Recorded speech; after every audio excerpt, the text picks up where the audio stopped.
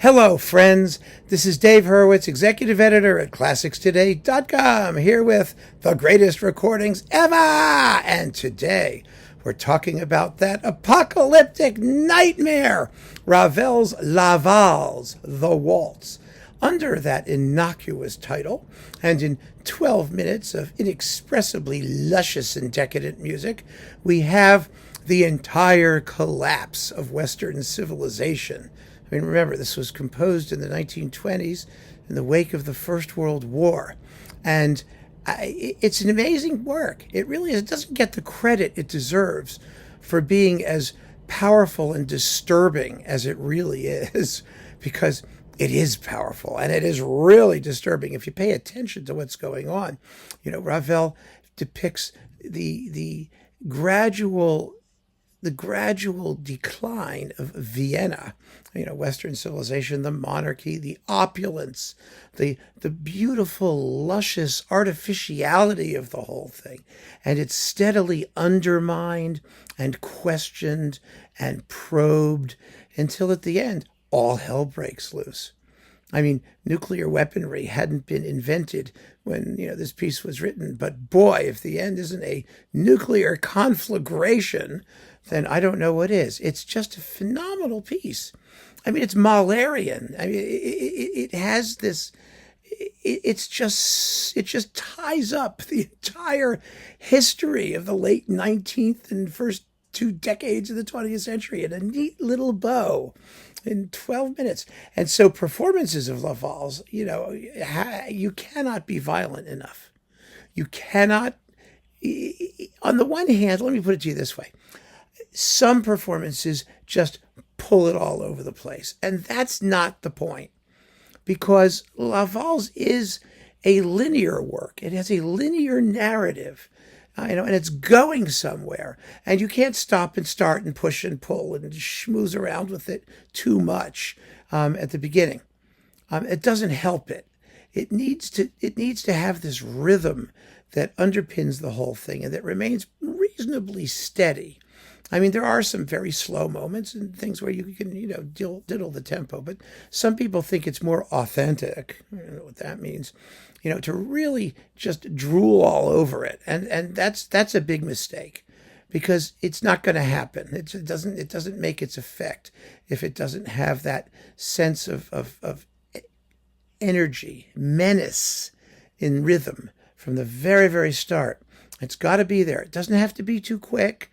You know, you can, it's a tricky piece, let's put it that way. Lots of people do it, and especially in the concluding pages where, you know, you've got your tam-tam crashing, yay! And you know, the trumpets doing things and everybody's going crazy. You have to really let the orchestra do its thing while maintaining that sense, that driving motion to the final bars. So there are many fine performances of La Valse. There really are. I mean, La Valse is not something that's wanted for either a number of recordings or a number of good recordings. But boy, this is a hot one. It is Pierre Boulez with the Berlin Philharmonic on Deutsche Grammophon. You know, all's not false that's taught in the public schools, as they say in the biz. You know, Boulez was a great Ravel conductor.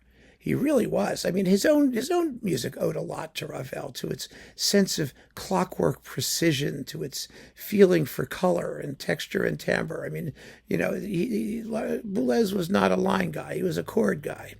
You know, he wanted vertical sonorities.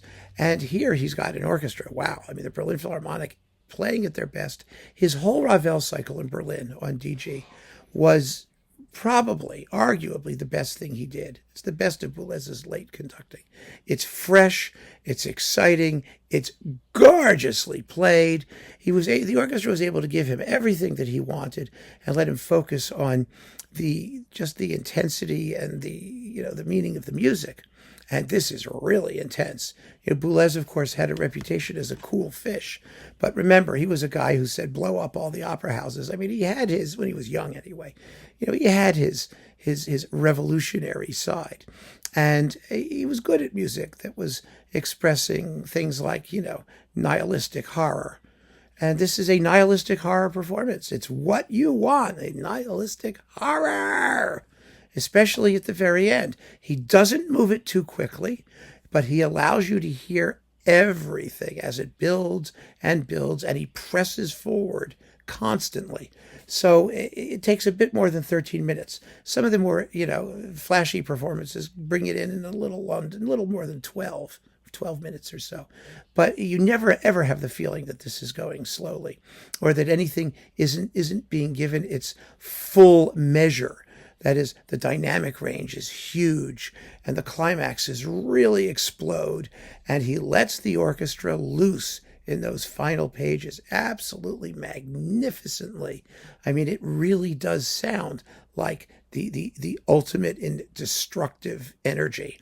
And so, yes, there will be many, many recordings for the Ravel sesquicentennial year, which we are in now in 2025.